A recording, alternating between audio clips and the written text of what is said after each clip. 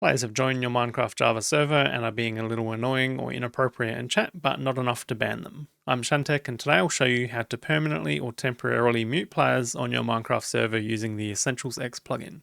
For this tutorial, we're assuming that you're an operator on the server and will automatically have permission to use the mute command. Otherwise, you'll need to be given the essentials.mute permission node. You can find more info on permissions in their documentation linked in the description.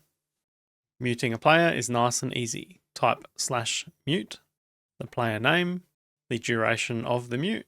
This can be 1M for 1 minute, 1D for 1 day, 1W for 1 week, and so on. Next, we'll want to add a reason for the mute, and this will be shown to the player at the time of being muted or whenever they attempt to chat in-game. Some servers may be set up with a maximum mute time, so for example, you may only be able to mute for 1 day. This is what your player will see at the time of being muted and every time they try to chat in-game. Providing you have the correct permission, if you're wanting this to be a permanent mute, you can simply do the same command without the duration. This works as a bit of a toggle, so if you're wanting to remove the mute from the player, you can simply type /mute player name and then they'll be able to chat in-game again.